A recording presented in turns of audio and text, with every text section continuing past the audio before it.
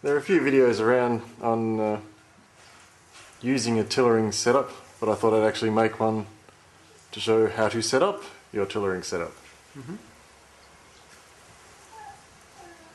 So let's look at the bits and pieces that are required to make one. Okay, so the first part is just a basic pine block with 2 dynabolts in it. The most I'm going to be doing is probably a 50 or a 60 pound bow, and each of those dynabolts can hold over 200 pounds. So it's definitely over engineered, but I've got 2 in there for stability. It's just a basic block of pine with a shelf cut out that the bow handle sits on. Looking down here is just a basic S hook to hook onto the string.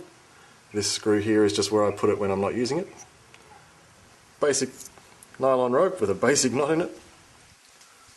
Following down,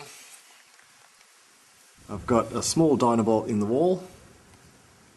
That's probably about 50mm long, and that can hold about 200 pounds as well, so it's definitely over-engineered again.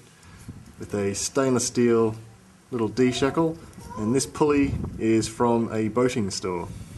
It's a sailing pulley and it can hold about 400 pounds, so again, definitely over-engineered. The backing plates are just held in place with basic screws and wall plugs, because there's no weight on them. The lines I've drawn are every 2 inches, so you can see how the tips are bending. So if you just wanted to hold it there, you just want to make sure that the tips are bending to about the same rate. You can see that one there is just a bit below. Follow it across to the same line. And again, just a little bit below. One tip is stiffer than the other, but that's okay. So that's basically all you need for a tillering setup. A block, some bolts, a pulley and a cord. I'm definitely not a handyman, so if I can set this up with a friend's help, then you can too. The whole thing cost me less than $100 Australian, so it's actually pretty cheap.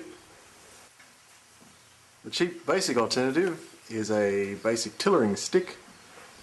You can see here just a basic crossbeam and little notches cut out. The downside of these is that you've got to use your fingertips to pull the string down, so as you get into more powerful bows, it gets much harder to do it. And of course the advantage of using a pulley is that you can stand back with the rope and bend it really quite easily. So there you go, that's how you set up your tillering setup.